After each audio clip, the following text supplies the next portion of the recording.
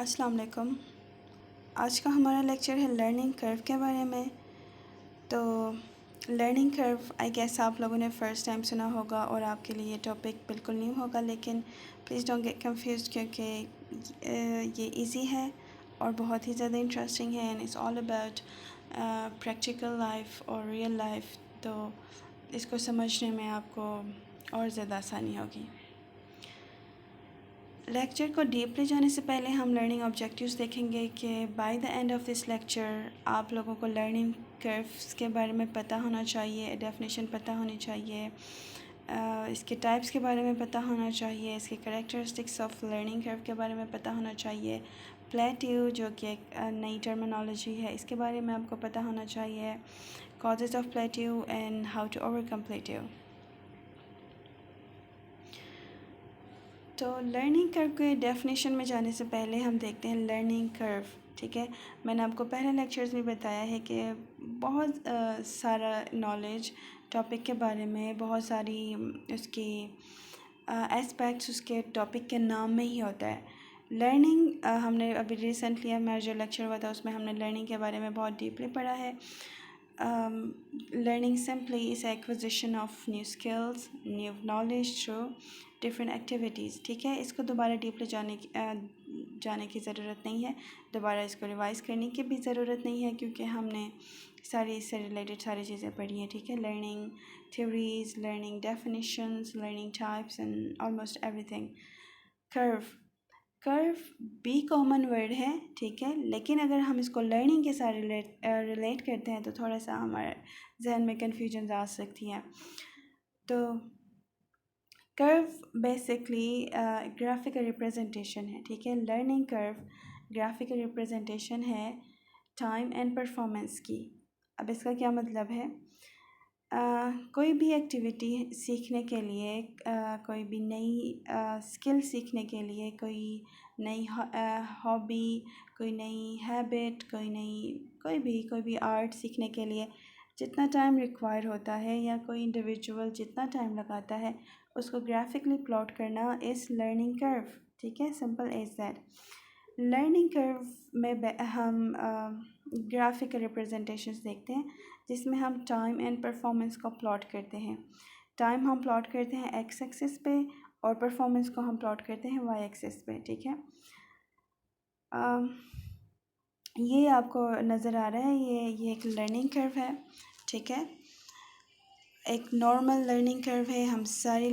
हम सब की लाइफ में इसी तरह के नॉर्मल लर्निंग कर्व्स हो सकते हैं। ठीक है, अब इसको मैं आपको थोड़ा सा समझाती हूँ। ठीक है, ये एक्स एक्सिस है, यहाँ पर टाइम प्लॉट है, ये वाई एक्सिस है, यहाँ पर परफॉर्मेंस प्लॉट होता है और ये मीन पॉइंट है या इसको ज़ीरो पॉइंट भी कह सकते हैं, मीन पॉइंट। ठीक है, परफॉर्मेंस जितना मीन पॉइंट से इंक्रीज़ होगा या जितना ऊपर जाएगा तो आपकी परफॉर्मेंस इतनी अच्छी होगी। ठीक है, मीन पॉइंट से ऊपर जाने का मतलब है पॉजिटिव परफॉर्मेंस, मीन्स आप उस एक्टिविटी में अच्छे हो रहे हैं या इम्प्रूव कर रहे हैं या उसको ज़्यादा सीख रहे हैं। ठीक है, टाइम का मीन पॉइंट से दूर जाने का मतलब है कि टाइम की रिक्वायरमेंट, आप टाइम ज़्यादा कंज्यूम करें, टाइम की कंजप्शन। ठीक है, अब कोई भी नई एक्टिविटी या नई हॉबी या नया स्किल, कुछ भी नया सीखने के लिए हमें क्या होता है, शुरू में ज़्यादा टाइम की ज़रूरत होती है। ठीक है, ये देखें, यहाँ तक अगर हम देखते हैं तो टाइम ज़्यादा कंज्यूम हो रहा है लेकिन परफॉर्मेंस हमारी इंक्रीज़ नहीं हो रही। ठीक है, इसको कहते हैं स्लो बिगिनिंग। ये तब होता है जब हम इनिशियल स्टेजेस पे कोई नई चीज़ सीख रहे हैं, जब हम फाउंडेशंस बना रहे हैं, जब हम उसके बारे में नॉलेज कलेक्ट कर रहे हैं। ठीक है, उसके बारे में सीख रहे हैं, ब्राउज़ कर रहे हैं, सर्च कर रहे हैं। ठीक है, शुरू में हमें क्या होता है, ज़्यादा टाइम की ज़रूरत होती है। ठीक है, उस स्टेज को कहते हैं स्लो बिगिनिंग। उसके बाद हमारी लर्निंग में एक स्टीप एक्सेलरेशन आता है। ठीक है, स्टीप एक्सेलरेशन का मतलब है सडन राइज होना, हमारी स्किल फ़ौरन से मतलब एक पीक पर चली जाती है या राइज हो जाती है। ठीक है, स्टीप एक्सेलरेशन तब आता है जब आपने फाउंडेशन अपनी स्ट्रॉन्ग की, जब आपको उस एक्टिविटी या उस हॉबी या सब्जेक्ट, कोई भी लैंग्वेज, कोई भी आप चीज़ सीख रहे हैं, उससे रिलेटेड आपने सारी नॉलेज जमा की, उससे रिलेटेड आपने अपने फाउंडेशन बनाए, उसके प्रिंसिपल्स, उसके उसके एस्पेक्ट सारे आपने कवर किए। अब आपको सीखने के लिए इतना टाइम की रिक्वायरमेंट नहीं होती। अब देखें, इतने से टाइम में आपने इतना ज़्यादा सीखा है, ठीक है। आप स्लो बिगिनिंग को इसके साथ कंपेयर करें, ठीक है। स्लो बिगिनिंग में आपने कितना ज़्यादा टाइम लगाया, एंड स्टीप एक्सेलरेशन में थोड़े से टाइम में फ़ौरन आप एक्सेल कर गए, ठीक है। अब उसके बाद एक स्टेज आता है जिसको कहते हैं प्लेट्यू। प्लेट्यू को अगर आप ग्राफिकली देखें तो ये एक स्ट्रेट सा लाइन है, ठीक है, जो कि टाइम के साथ तो आगे जा रहा है, लेकिन इसकी परफॉर्मेंस पे कोई इफ़ेक्ट नहीं हो रहा, ठीक है। प्लेट्यू, थोड़ी सी इसकी हिस्ट्री देखते हैं। लर्निंग कर्व को फर्स्ट टाइम एक साइकोलॉजिस्ट ने डिस्क्राइब किया था। इसके बारे में बता कि लर्निंग को टाइम के अगेंस्ट प्लॉट किया जा सकता है, ठीक है। लर्निंग को भी मैथमेटिकल बनाया जा सकता है। तो इसका नाम था हरमन एबिंगास। 1885 में इसने ये आइडिया दिया था, ठीक है। लेकिन मसला ये था कि इनको थोड़ा सा इंडस्ट्रियल फील्ड्स में ज़्यादा इंटरेस्ट था, तो इन्होंने प्रोडक्शन की एफिशिएंसी एंड फोरकास्ट कॉस्ट के बारे में इन चीज़ों को प्लॉट कर, इनमें जो लर्निंग होती है, इनमें जो एफिशिएंसी होती है, प्रोडक्शन की एफिशिएंसी, प्रोडक्ट को बनाने के लिए टाइम रिक्वायरमेंट, या नए लेबर्स को सिखाने के लिए जो टाइम रिक्वायरमेंट होती है, ठीक है, उसको इसने ग्राफिकल प्लॉट किया था। लेकिन टाइम के साथ लर्निंग कर्व्स की एप्लीकेशंस भी बढ़ गई, और अभी लर्निंग कर्व्स को ऑलमोस्ट सारे फील्ड्स में यूज़ किया जाता है, इवन मेडिसिन में, सर्जरी में, इंडस्ट्री में, ऑलमोस्ट सारी चीज़ों में, जो भी आपके लाइफ की जो भी इंपॉर्टेंट एस्पेक्ट्स हैं, या भी जो भी एस्पेक्ट्स हैं, ठीक है, इस सब में लर्निंग कर्व की एप्लीकेशन होती है। इवन स्कूल में बच्चों में जो मेंटली रिटार्डेड होते हैं, उनके लर्निंग और उनके लर्निंग एंड टाइम को प्लॉट किया जाता है। लर्निंग कर्व्स की कुछ टाइप्स हैं, ठीक है। हमने लास्ट लेक्चर में पढ़ा था, ठीक है, लर्निंग भी डिफरेंट होती है, लर्निंग सेम नहीं होती, हर इंडिविजुअल टू इंडिविजुअल वेरी करता है। कोई ऑडिटोरी तरीके से सीखता है, कोई विजुअल तरीके से ज़्यादा सीखता है, कोई अपने खुद ही एक्टिविटी में इन्वॉल्व होकर ज़्यादा सीखता है, ठीक है। इसके अलावा कोई कंडीशनड होता है, कोई रीइंफोर्समेंट से सीखता है, कोई पनिशमेंट से सीखता है, कोई सोशल लर्निंग के थ्रू ज़्यादा सीखता है। इसीलिए लर्निंग कर्व्स को प्लॉट किया, क्योंकि सारे इंडिविजुअल्स एक ही टाइम में तो नहीं सीखते ना, कोई जल्दी सीखता है, कोई टाइम ज़्यादा लगाता है, कोई किसी के लाइफ में प्लेट्यू जो पॉइंट है वो जल्दी आता है, किसी के लाइफ में लेट आता है, या किसी के लाइफ में वेरी करता है, कभी प्लेट्यू आता है, कभी कभी नहीं आता, ठीक है। तो ये एक नॉर्मल लाइफ की ये एक है एस्पेक्ट है।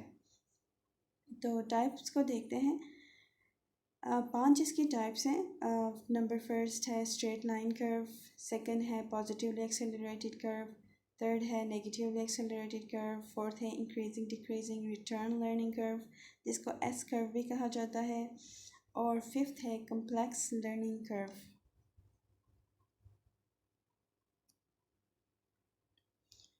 स्ट्रेट लाइन कर्व में अगर हम इसकी ग्राफिकल रिप्रेजेंटेशन देखें, टाइम वर्सेस परफॉर्मेंस, एक स्ट्रेट लाइन आ जाता है, मतलब परफॉर्मेंस एंड टाइम का डायरेक्ट रिलेशन है इसमें, ठीक है। इसका ये मतलब है कि जो इम्प्रूवमेंट हो रही है जिस स्किल में, जिस एक्टिविटी में, वो कांस्टेंट एक रेट से हो रही है। ये देखें, जैसे जैसे टाइम बढ़ता जा रहा है, परफॉर्मेंस भी बढ़ती जा रही है। जैसे टाइम बढ़ गया, परफॉर्मेंस बढ़ गया, ठीक है, टाइम बढ़ गया, परफॉर्मेंस बढ़ गया, टाइम बढ़ गया, परफॉर्मेंस पीक पे चला गया। लेकिन रियल लाइफ में ऐसा नहीं होता। ये एक आइडियल कर्व है, ठीक है, एक हम आइडियलाइज ही कर सकते हैं। इतनी परफेक्शन के साथ लर्निंग किसी की लाइफ में नहीं होती, क्योंकि बहुत सारे फैक्टर्स हैं हमारी लाइफ में। फॉर एग्ज़ाम्पल, हमारा मूड सबसे बड़ा फैक्टर है, हमारा इंटरेस्ट सबसे बड़ा फैक्टर है, हमारी मोटिवेशन सबसे बड़ी फैक्टर्स हैं। तो ये एक आइडियलाइज्ड किया गया है, ठीक है, एक आइडियल ग्राफ है जो कांस्टेंट इम्प्रूवमेंट दिखा रहा है। रेयरली फाउंड मतलब मेरे ख़्याल से, बल्कि आपकी भी ऑब्जर्वेशन में होगा, बल्कि साइकोलॉजिस्ट की ऑब्जर्वेशन में भी होगा कि स्ट्रेट लाइन ये सिर्फ आइडियलाइज ही हम कर सकते हैं, रियल लाइफ में ये किसी की ज़िंदगी में नहीं होता।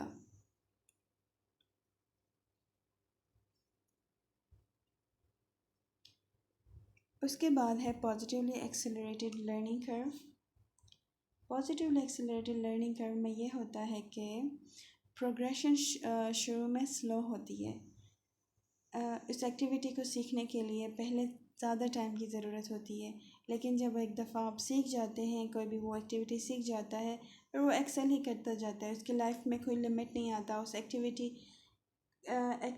में एक्सेल करने, और उसकी लाइफ में कोई रोड ब्लॉक नहीं आता, ठीक है, वो एक्सेल ही करता जाता है, एक्सेल ही करता जाता है। अगर इसको हम ग्राफिकली प्लॉट करें तो पॉजिटिवली एक्सेलरेटेड कर्व कुछ ऐसा दिखता है। Time versus performance. शुरू में ये देखें, मेन पॉइंट है, शुरू में एक्टिविटी को सीखने के लिए ज़्यादा टाइम कंज्यूम हुआ क्योंकि टाइम आगे बढ़ता जा रहा है, लेकिन परफॉर्मेंस वैसी ही है, ठीक है। परफॉर्मेंस जैसे मैंने आपको फर्स्ट स्लाइड में बताया था, परफॉर्मेंस जितना वाई एक्सिस पे जितना मेन पॉइंट से ऊपर जाएगा इतनी ज़्यादा परफॉर्मेंस अच्छी होगी, इतनी ज़्यादा परफॉर्मेंस में वो एक्सेल करेगा। तो पॉजिटिवली एक्सेलरेटेड कर्व में क्या होता है, शुरू में ज़्यादा टाइम की रिक्वायरमेंट होती है एक्टिविटी सीखने के लिए, ठीक है। एक दफ़ा जब एक्टिविटी सीख जाते हैं तो एक्सेल कर जाते हैं, मतलब कम टाइम में परफॉर्मेंस बहुत अच्छी होती है। ये तब होता है जब आप कोई चैलेंजिंग एक्टिविटी सीख रहे हैं, या कोई चैलेंजिंग काम आप सीख रहे हैं, या कोई ऐसा काम जो आपने पहली दफ़ा नहीं किया और वो आपके लिए बिल्कुल नया है, ठीक है।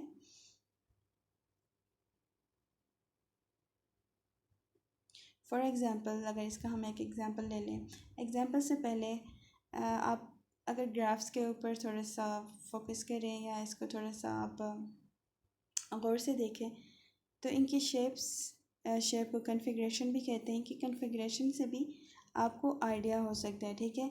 मतलब आपको रट्टा लगाने की ज़रूरत नहीं है कि पॉजिटिव एक्सेलरेटेड कर्व में क्या होता है, नेगेटिवली एक्सेलरेटेड कर्व में क्या होता है। जो पॉजिटिवली एक्सेलरेटेड कर्व है ये कनकेव शेप में होता है, ठीक है। ये आपके लिए मैं वैसे बता रही हूँ कि आप एग्ज़ाम में कंफ्यूज ना हो या फिर किसी वाइवा में कंफ्यूज ना हो। जो पॉजिटिव एक्सेलरेटेड कर्व होता है वो कनकेव शेप में होता है। इसकी एक छोटा सा एग्जांपल लेते हैं। आप शुरू में पीटीए परफॉर्म करने बैठ जाते हैं, ठीक है। शुरू में आपको पीटीए सीखने के लिए ज़्यादा टाइम की रिक्वायरमेंट होती है, क्योंकि पीटीए आपके लिए बिल्कुल नया है, ऑडियोमीटर आपके लिए बिल्कुल नया है। उस पे पहला हफ्ता तो आपको बटन्स ढूंढने में लग जाएगा, ठीक है। बटन जब आप ढूंढते हैं तो आहिस्ता आहिस्ता आप चीज़ें सीखेंगे कि कौन से पेशेंट को किससे डील करना है, बच्चों को कैसे डील करना है, एडल्ट्स को कैसे डील करना है, मेंटली रिटार्डेड हैं उनको कैसे डील करना है। तो शुरू में उस एक्टिविटी को सीखने के लिए आपको ज़्यादा टाइम की ज़रूरत होती है। वंस आप ग्रिप लेते हैं, जब आपका कमांड होता है, जब आप वो सारी फाउंडेशंस स्ट्रॉन्ग करते हैं तो आप एक्सेल करते हैं, ठीक है। आप अच्छी तरह परफॉर्म करते हैं, आप अच्छे रिजल्ट्स डिड्यूस करते हैं, आप कंफ्यूज नहीं होते। जैसा भी पेशेंट आए आपके लिए वो कोई चैलेंजिंग का काम नहीं है, आप इज़िली परफॉर्म कर सकते हैं।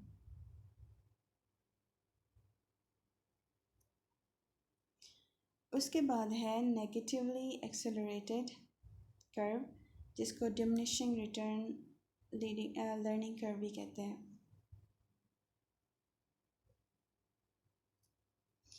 इसमें क्या होता है, ये मोस्टली इंटरेस्टिंग एक्टिविटीज़ के लिए ये कर्व यूज़ होते हैं, या फिर उन कर्व्स के लिए, या फिर उन एक्टिविटीज़ के लिए जो इजी हैं, ठीक है, जिनको सीखने के लिए आपको ज़्यादा एफर्ट की ज़रूरत नहीं है, जिनको सीखने के लिए आपको ज़्यादा भाग दौड़ की ज़रूरत नहीं है। अब इसमें क्या होता है, शुरू में जब आप वो एक्टिविटी परफॉर्म करने बैठ जाते हैं या वो एक्टिविटी सीखने बैठ जाते हैं तो आप थोड़े से टाइम में, ये देखें, अगर हम टाइम को देखें, थोड़े से टाइम में आप एक्सेल करते हैं, थोड़े से टाइम में आप बहुत सारी चीज़ें सीखते हैं, ठीक है, क्योंकि आपका इंटरेस्ट डेवलप हुआ होता है इसमें, आपके लिए वो एक एक्टिविटी इंटरेस्टिंग है, आप फ़ौरन से सीख जाते हैं। लेकिन एक ऐसा टाइम आता है जब आपकी प्रोग्रेशन नहीं होती, आप एक्टिविटी परफॉर्म तो करते हैं, आप टाइम भी लगाते हैं, आप टाइम कंज्यूम करते हैं, वो एक्टिविटी आपकी परफॉर्मेंस में है, आप प्रैक्टिकली एप्लीकेबल है आपके लाइफ में, लेकिन उसमें कोई प्रोग्रेशन नहीं है, उसमें एक फ्लैट सा उसमें एक पॉइंट आया है, ठीक है, जब आपका इंटरेस्ट लूज़ होता है या आपकी मोटिवेशन ख़त्म होती है, अब आपको मज़ा नहीं आ रहा उस एक्टिविटी को परफॉर्म करने में, तो ये है नेगेटिवली एक्सेलरेटेड कर्व।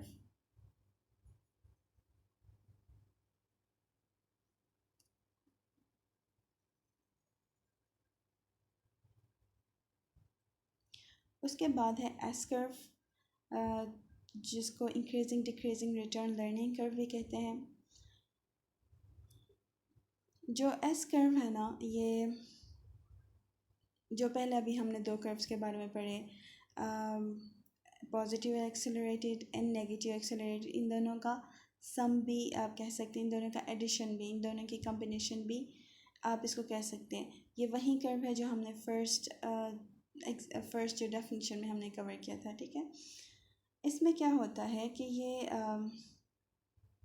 ये वाले कर्व्स मोस्टली एक इंडिविजुअल की ज़िंदगी में या एक इंडिविजुअल के डेली लाइफ रूटीन में उन स्किल्स को डिफ़ाइन करता है जो उनके लिए बिल्कुल नहीं है, बिल्कुल मतलब कोई फाउंडेशन नहीं है, कोई नॉलेज नहीं है, बैकग्राउंड बिल्कुल, वो एक्टिविटी बिल्कुल नीव है, ठीक है, ब्रांड नीव है। उसके लिए क्या होता है, शुरू शुरू में ज़्यादा टाइम की ज़रूरत होती है, ठीक है, उस एक्टिविटी के बारे में या उस जो भी चीज़ है, नई चीज़ है, उसको समझने के लिए ज़्यादा टाइम की ज़रूरत होती है।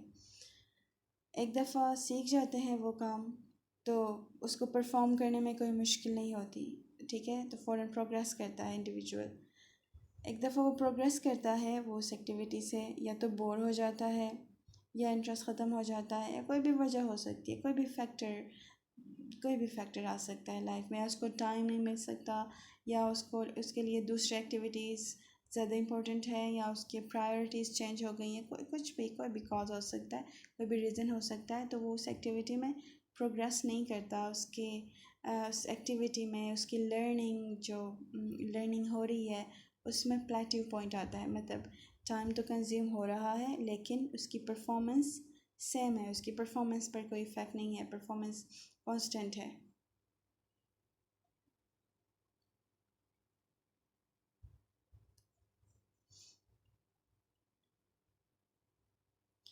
उसके बाद है कम्प्लेक्स लर्निंग कर्व, जिसको प्लेट्यूव कर्व भी कहा जाता है।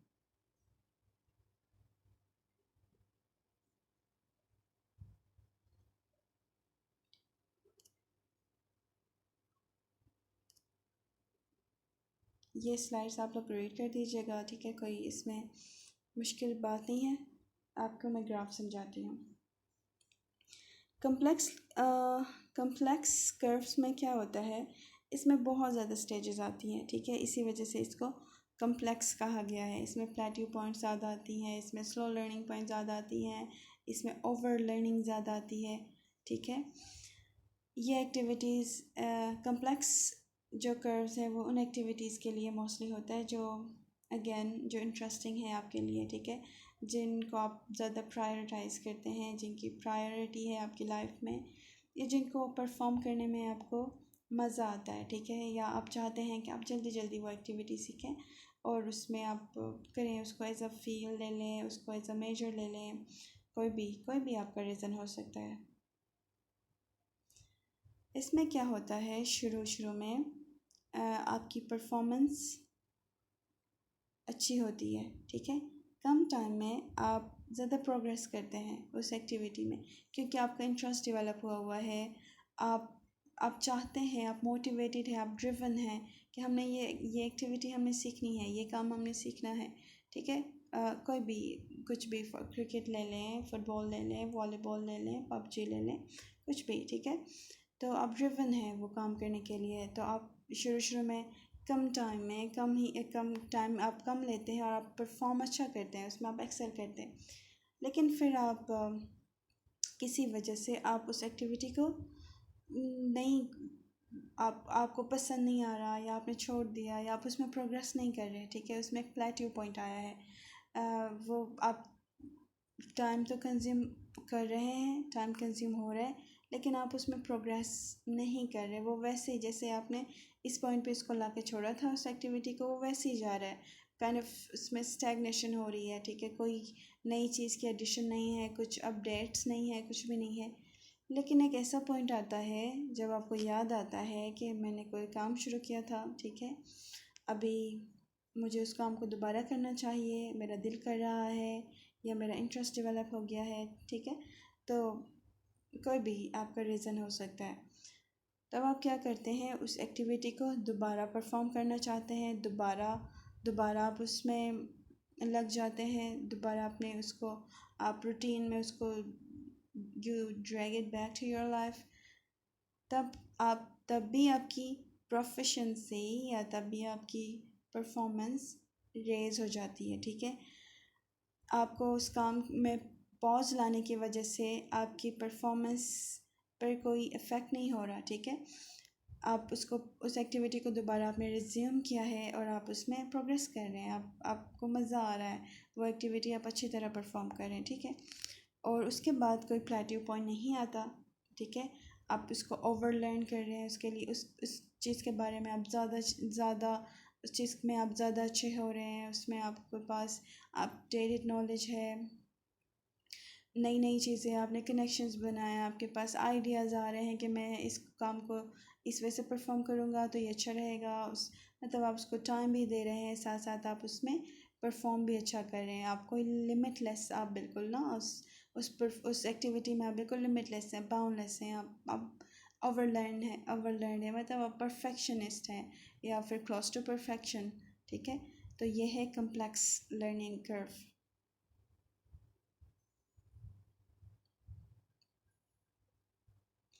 अब जितने भी हमने लर्निंग कर्व्स पढ़ी पीछे, ठीक है, straight learning curve, positive accelerated, negative accelerated, S curve, इनकी कुछ करेक्टरिस्टिक होती है लर्निंग कर्व्स की। लर्निंग कर्व्स की करेक्टरिस्टिक कुछ इस तरह है कि इसमें इनिशियल स्टेज होता है, स्पर्ट्स आते हैं, डिक्लाइन आता है, प्लेटिव आता है, स्पर्ट्स आते हैं, इरेगुलर प्रोग्रेस आता है, फाइनल लिमिट आता है। यह नॉर्मल है, हम सब की लाइफ में ये होता है। हम सब की लाइफ में हम कोई भी एक्टिविटी सीख रहे हैं, चाहे वो फोर्स्ड हो, चाहे वो हमारी अपनी इंटरेस्ट के मुताबिक हो, ठीक है, या हमने किसी फ्रेंड से देखा, किसी फ्रेंड को वो एक्टिविटी परफॉर्म करते हुए देखा और हम चाहते हैं, हम इंस्पायर हुए हैं और हम चाहते हैं कि हम भी वो एक्टिविटी परफॉर्म करें, ठीक है।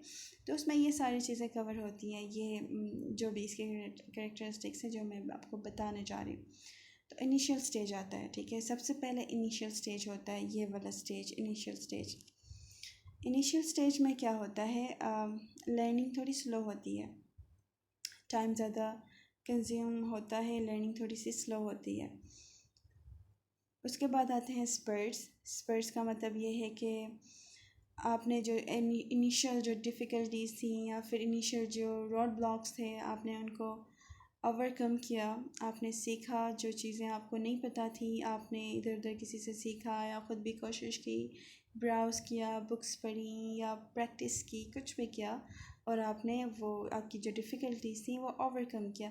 ओवरकम के रिज़ल्ट में क्या हुआ, आपकी एक्टिविटी, आपकी परफॉर्मेंस अच्छी हो गई, ठीक है, ये राइज़ हो गई बिल्कुल। फिर आपको इतना ज़्यादा टाइम नहीं लगता उस एक्टिविटी को परफॉर्म करने के लिए। फिर एक स्टेज आता है डिक्लाइन, जहाँ पर आपकी लर्निंग आप नहीं करते, आप छोड़ देते हैं, ठीक है, या आपको मज़ा नहीं आता, या आपके फैमिली में कोई प्रॉब्लम्स हैं, या आपकी लाइफ में कोई प्रॉब्लम्स हैं, या आपका मेंटल हेल्थ डिस्टर्ब है, या आपको आपकी लाइफ में दूसरी चीज़ें हैं, आपने ज़्यादा पढ़ना है, या आप ट्रैवल करते हैं, या कुछ भी, ठीक है, जिसकी वजह से वो लर्निंग वो इस उस एक्टिविटी में, उस पर्टिकुलर एक्टिविटी में आपकी लर्निंग नहीं हो रही, ठीक है, जो भी चीज़ें थी वो भी आप भूल गए हैं, जो आपने अपने लिए स्किल्स डेवलप की थी वो भी भूल गए हैं, तो एक डिक्लाइन आ जाता है, ठीक है। उसके बाद प्लेटिव आ जाता है। प्लेटिव मतलब कि प्रोग्रेस नहीं होता, उस परफॉर्मेंस में आप प्रोग्रेस नहीं करते, एक्सेल नहीं करते, वैसे ही है जहाँ पर आप उसको छोड़ कर गए थे।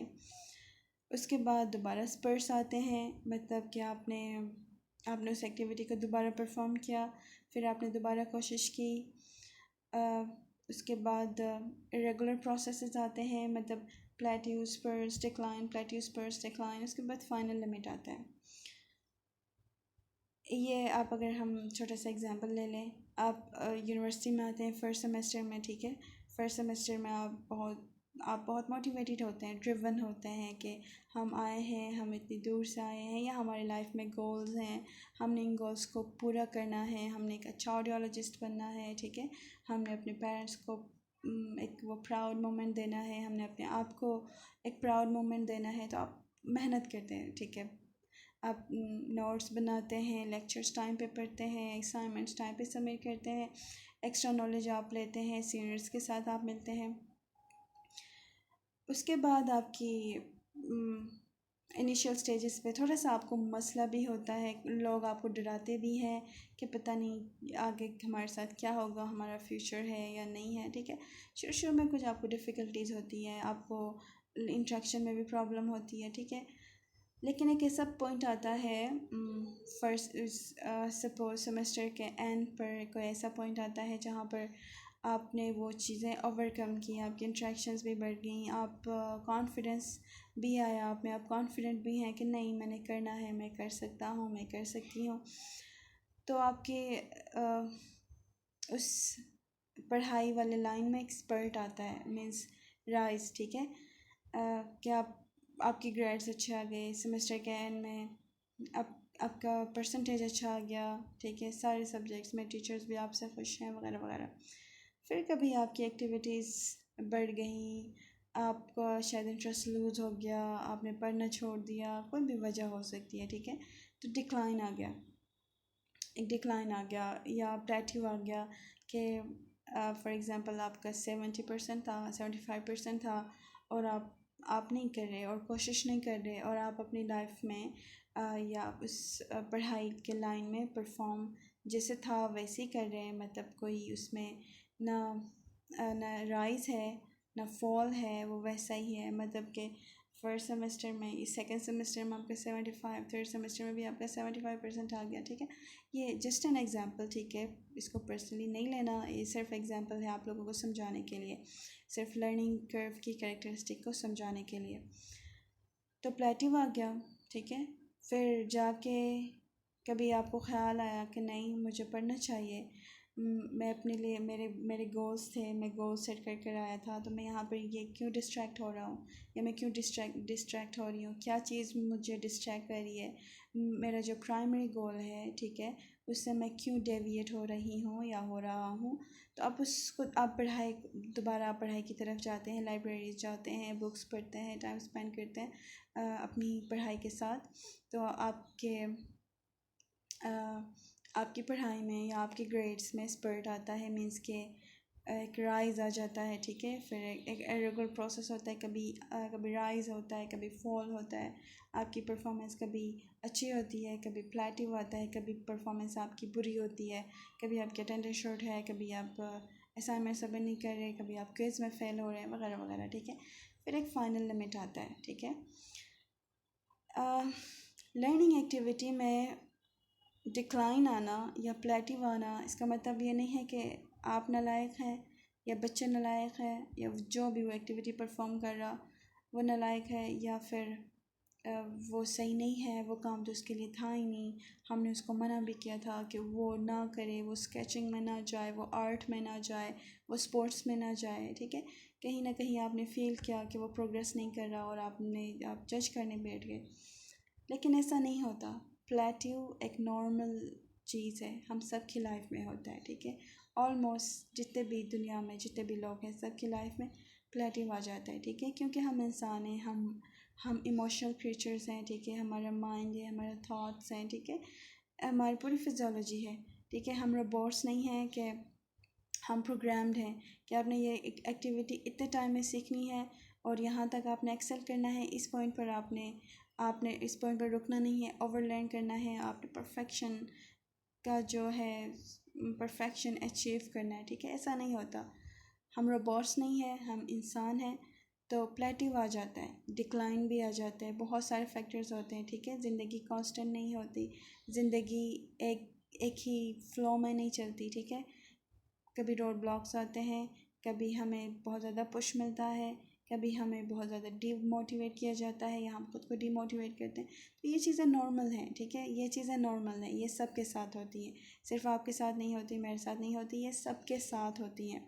सबकी हमारी जो हमारी साइकोलॉजी है वो ऐसी बनी हुई होती है, ठीक है। फिर एक फ़ाइनल लिमिट आता है, जिस भी एक्टिविटी जो भी एक्टिविटी फ़ाइनल लिमिट भी सबकी लाइफ में आता है, ठीक है। किसी की लाइफ में जल्दी आ सकता है, किसी की लाइफ में बाद में आ सकता है। फॉर एग्ज़ाम्पल एक एक्टिविटी है on the scale of 1 to 10, ठीक है। 10 उसका परफेक्शन पॉइंट है। कोई उस एक्टिविटी को 3 out of 10 करके उसे लगता है कि बस ये परफेक्शन है, मैंने अचीव कर लिया है, वो फाइनल लिमिट है उसका। उसके बाद वो छोड़ देता है, वो काम नहीं करता उसमें, ठीक है। किसी किसी की लाइफ में वो 7 out of 10 है, ठीक है। अब वहाँ तक जाके उसका फाइनल लिमिट है। उसके बाद मतलब वो नहीं करता उस एक्टिविटी को, या तो छोड़ देता है या उसमें कोशिश नहीं करता या वो वैसे ही पड़ा रहता है, ठीक है। तो ये चीज़ें नॉर्मल हैं, ये सबके साथ होती हैं।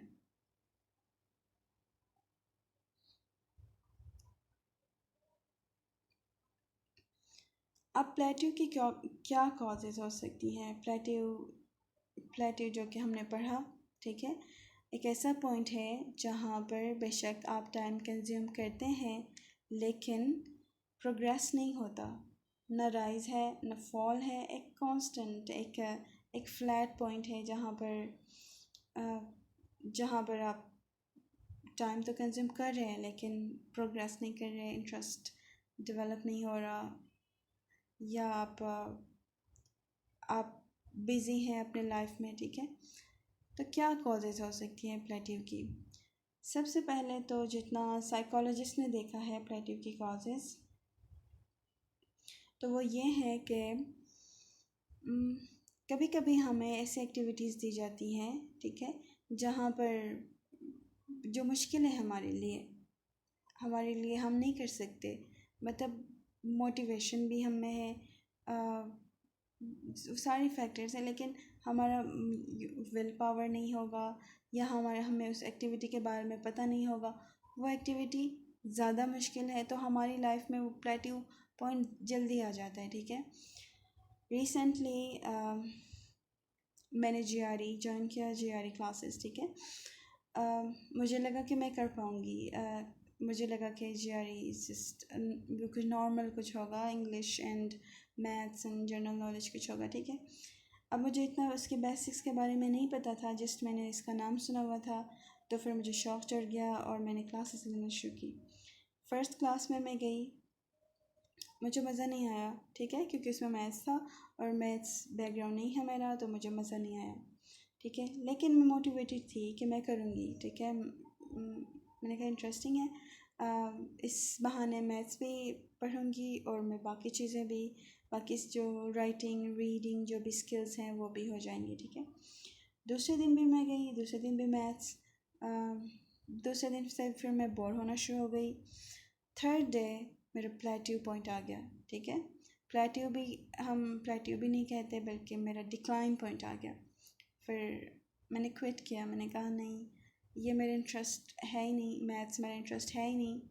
मैं जितना भी कोशिश करूँ, मैं दुनिया जहाँ की सारी मैथ्स की बुक्स पढूँ, मैथ्स ट्यूटर्स के पास जाऊँ पढ़ूँ, लेकिन मेरा इंटरेस्ट था ही नहीं है, ठीक है। वो मैंने इमेजिनरी एक इंटरेस्ट बनाया, जब मैं खुद उस चीज़ में इस एक्टिविटी को परफॉर्म करने गई तो मुझे मज़ा नहीं आया और मेरी लाइफ में वो डिक्लाइन पॉइंट आ गया या और प्लेट्यू आ गया कि मैंने कहा मैं नहीं करती, मेरा नहीं है, ये इंटरेस्ट नहीं है मेरा, ठीक है। इसी तरह अब कुछ बच्चे होते हैं, कुछ पर्टिकुलर फेवरेट सब्जेक्ट्स होते हैं, या कुछ ऐसे बच्चे होते हैं जिनके पेरेंट्स उनके फ्यूचर के साथ बहुत ही ज़्यादा कंसर्न होते हैं, उनको आर्ट क्लास में भी भेजते हैं, उनको कराटे भी सिखाते हैं, उनको सिंगिंग क्लास में भी भेजते हैं, डिफरेंट एक्टिविटीज़, ठीक है। अब कुछ बच्चे ऐसे होते हैं जो उसमें एक्सेल ही नहीं करते, वो 1-2 दिन जाते हैं फिर वो रिलक्टेंट होते हैं, वो जाना ही पसंद नहीं करते, ठीक है। वो क्योंकि वो उनके लिए एक चैलेंजिंग है, वो उनमें उसका इंटरेस्ट है ही नहीं, ठीक है। तो उनकी लाइफ में वो प्लेट्यू पॉइंट आ जाता है, वो नहीं कर सकते, उनका इंटरेस्ट ही नहीं है उसमें। कभी कभी प्लेट्यू हमारी लर्निंग एक्टिविटी में हमारे बैड हैबिट्स की वजह से भी आ सकता है, ठीक है। मतलब हमारा जो फ्रेंड सर्कल है वो हमें डिस्ट्रैक्ट करता है, या हम ज़्यादा टाइम सोशल मीडिया पे लगाते हैं, फेसबुक पे लगाते हैं, इंस्टाग्राम पे लगाते हैं, ठीक है। ऐसे कई वजह हो सकती हैं जो जो हमारी लाइफ में जो लर्निंग एक्टिविटीज़ है उसमें प्लेट्यू पॉइंट आता है और हम आगे नहीं बढ़ सकते, उस एक्टिविटी में हम आगे नहीं बढ़ सकते, न राइज करते हैं न फॉल करते हैं, बस एक वो कांस्टेंट एक बोरिंग पेस में चला जाता है।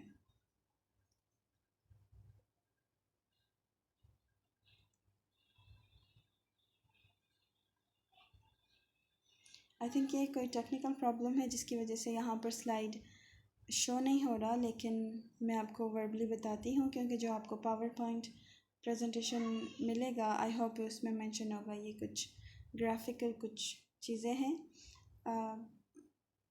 बल्कि जस्ट एक क्लिप आर्ट है या चार्ट है, तो यहाँ पर शो नहीं हो रहा। दूसरा इसका रीज़न हो सकता है फैटीग एंड बोर्डम, ठीक है।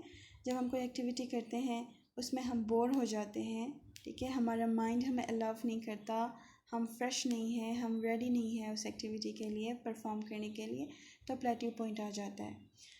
उसके बाद हमारी interest, lack of interest and motivation, हम उस एक्टिविटी को परफॉर्म करने के लिए हम ड्रिवन नहीं है, हमारी इंटरेस्ट ख़त्म हो गया है, ठीक है। ये आप फैटीग एंड बोर्डम के साथ भी इंटर रिलेट कर सकते हैं कि हमारा इंटरेस्ट ख़त्म हो गया है, इस वजह से हम बोर हो रहे हैं, इस वजह से हम वो एक्टिविटी मज़ीद परफॉर्म नहीं कर रहे हैं और प्लेट्यू पॉइंट आ गया हमारे इस एक्टिविटी में। उसके बाद तीसरा इसका कॉज हो सकता है failure to follow persistency in practice. कोई भी स्किल, कोई भी एक्टिविटी, ठीक है, जब तक हम उसको एक कंसिस्टेंसी के साथ परफॉर्म नहीं करेंगे हम उसमें एक्सेल नहीं करेंगे, चाहे वो जो भी हो, ठीक है। चाहे वो इवन वो ये साइंटिस्ट क्यों एक्सेल करते हैं, ये साइंटिस्ट क्यों डेली बेसिस पे नई डिस्कवरीज लेकर आते हैं, क्यों नए फार्मूलाज बनाते हैं, क्यों ये स्पेस से भी बियॉन्ड जाते हैं, ठीक है, क्योंकि इनकी लाइफ में कंसिस्टेंसी होती है, ठीक है। इन्होंने जो इंटरेस्ट लिया है, जो एक्टिविटी इन्होंने पिक की है, जो मेजर इन्होंने उठाया है, ठीक है, इसमें कंसिस्टेंट है अगेंस्ट ऑल ऑड्स, ठीक है। चाहे बोर भी होंगे, फटीग भी होंगे, कभी कभी डिमोटिवेट भी होंगे, इनका इंटरेस्ट भी लूज़ होगा, लेकिन इनके काम में वो परसिस्टेंसी है, ठीक है, कंसिस्टेंसी है, वो कंसिस्टेंटली उस चीज़ को प्रैक्टिस करते हैं, सोचते हैं, काम करते हैं, मेहनत करते हैं, ठीक है। तो उनकी लाइफ में वो प्लेट्यू पॉइंट नहीं आता, ठीक है, वो लर्न करते हैं। लेकिन ऑन द अदर हैंड अगर हम किसी एक्टिविटी में परसिस्टेंसी नहीं दिखाएंगे या फिर कंसिस्टेंसी नहीं दिखाएंगे तो हमारी उस एक्टिविटी में जल्दी प्लेट्यू पॉइंट आएगा, ठीक है, हमारी परफॉर्मेंस रुक जाएगी वहाँ पर। उसके बाद है lack of balance among various skills. कभी कभी हम एक साथ कई एक्टिविटी स्टार्ट करते हैं, हमने स्पोर्ट्स में भी जाना है, हमने राइटिंग भी करनी है, हमने स्केच भी करना है, ठीक है, तब हमारा बैलेंस नहीं रहता। कभी हम खेलते हैं फिर हम आर्ट को भूल जाते हैं, या अगर आप कोई भी आप एक्टिविटी कर रहे हैं, ठीक है, 2 3 4 एक्टिविटीज़ आपने एक साथ स्टार्ट की, उसमें आप बैलेंस नहीं कर पा रहे, टाइम मैनेज नहीं कर पा रहे, तो इसमें 1 2 एक्टिविटीज़ हैं रह जाती हैं, उसमें प्लेट्यू पॉइंट आ जाता है, उसमें प्रोग्रेस नहीं हो रहा, आप उसमें एक्सेल नहीं कर रहे।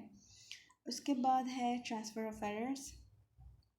ट्रांसफ़र ऑफ एरर्स का मतलब ये है कि कुछ ऐसी एक्टिविटीज़ होती हैं जो आपने उसकी फाउंडेशन ही सही नहीं बनाई, ठीक है, आप उसके इनिशियल स्टेजेस पे ही आपने उस एक्टिविटी को गलत स्टार्ट किया, आपने उसके बारे में कोई नॉलेज जमा नहीं किया, कोई आपने उसके बारे में रिसर्च नहीं की और आप स्टार्ट हो गए, ठीक है। फॉर एग्ज़ाम्पल आप गाड़ी चलाना स्टार्ट हो गए, आपको गाड़ी के बारे में कुछ भी नहीं पता और आपने कहा आपका शौक़ है, तो आपने कहा नहीं मैं चलाऊँगा, फिर आपने जाके गाड़ी मारी एंड वगैरह वगैरह, ठीक है। तो फिर उसके बाद आपके घर वालों ने आपको आपको कहा कि नहीं, आपको फॉर द लाइफ टाइम आपसे गाड़ी उठाएगी, गाड़ी नहीं चलाएगा, ठीक है। तो वो आपकी लाइफ में वो ड्राइविंग जो लाइन है उसमें प्लेट्यू पॉइंट आ गया, कोई प्रोग्रेस नहीं, कोई परफॉर्मेंस नहीं, ठीक है। तो इसको कहते हैं ट्रांसफ़र ऑफ एरर्स।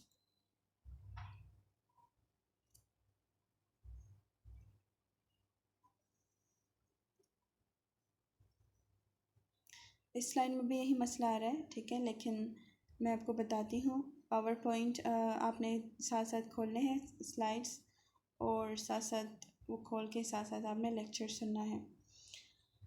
तो हाउ टू ओवरकम प्लेट्यू, किससे प्लेट्यू को हम ख़त्म कर सकते हैं। आ गया, ठीक है, प्लेट्यू हो गया, अब प्लेट्यू आ गया, वो पॉइंट आ गया, तो अब उसको ओवरकम भी करना है, ठीक है। ये नहीं कि आप बोर हो गए हैं, आप पढ़ाई से बोर हो गए हैं तो आप पढ़ाई छोड़ देंगे, आप असाइनमेंट से बोर हो गए हैं तो आप असाइनमेंट करना छोड़ देंगे, नहीं। आप प्रॉब्लम्स तो आती हैं, ठीक है, उनको ओवरकम करना बड़ी बात होती है। बोर होना बड़ी बात नहीं है, बोर होना बहुत छोटी बात है। उस बोर्डम को कैसे ख़त्म करना है, बोर्डम को किस तरह आपने कंस्ट्रक्टिव बनाना है, ये बड़ी बात होती है। तो कैसे कर सकते हैं। प्लेट्यू पॉइंट आ गया है, वो बोर्डिंग पॉइंट आ गया आपकी एक्टिविटी में, आपकी लाइफ में, अब उसको कैसे ओवरकम करना है। तो सबसे पहले करना है आपने redistribute the work into work and rest periods. कोई आप काम कर रहे हैं, ठीक है, तो आप उसको ज़्यादा टाइम दे रहे हैं, 5-6 घंटे दिन का दे रहे हैं, और आप उसमें बोर हो रहे हैं, फ़ौरन से बोर हो रहे हैं। तो अगर ऐसा है तो आप उस काम को डिवाइड करें, डिफरेंट टाइम जोन्स में डिवाइड करें, और बीच में आप अपने लिए दूसरी एक्टिविटीज़ भी डालें जहाँ पर आप फ्रेश हो सकें, जहाँ पर या कोई आप खेल खेलें या दोस्तों के साथ आउटिंग करें, जो भी, ठीक है, जो भी आपको सूटेबल है।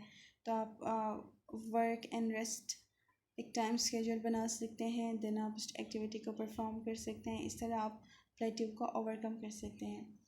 उसके अलावा आप नई इंटरेस्ट इंट्रोड्यूस कर सकते हैं, ठीक है। इसके अलावा आप न्यू वर्क टेक्निक्स आप इंट्रोड्यूस कर सकते हैं। लाइक आप एक काम कर रहे हैं, ठीक है, काफ़ी अरसे से, काफ़ी सालों से आप एक ही गो में जा रहे हैं, एक ही टेक्निक से वो काम कर रहे हैं। अब आप अगर बोर हो गए हैं तो आप वो टेक्निक चेंज कर सकते हैं। उसके अलावा है आप organise the subject matter properly according to the mental level of pupils. ये उनके लिए है जो बच्चे हैं, स्कूल के बच्चे हैं, ठीक है, टीचर्स के लिए पर्टिकुलरली, कि जैसे बच्चे हैं वो बोर हो रहे हैं क्लास में, वो सही परफॉर्मेंस नहीं है पूरी क्लास की, वो पढ़ाई में भी सही नहीं है और बाकी एक्टिविटीज़ में भी वो पार्टिसिपेट नहीं कर रहे। तो ऐसे बच्चों के लिए उनके इंटरेस्ट के मुताबिक या उनके मेंटल लेवल के मुताबिक उनके लिए कोर्स डिज़ाइन करना चाहिए, ठीक है, ताकि जो बच्चे हैं अभी जो स्कूल गोइंग है, जो स्कूल जिनकी लाइफ में बहुत इंपॉर्टेंट है, बेसिक्स हैं, फाउंडेशन है, वो अच्छा बने, वो अच्छा सीखें। तो उनके लिए उनके इंटरेस्ट के मुताबिक या उनके मेंटल लेवल के मुताबिक उनके लिए सब्जेक्ट्स डिज़ाइन करें, उनके लिए एक्टिविटीज़ डिज़ाइन करें।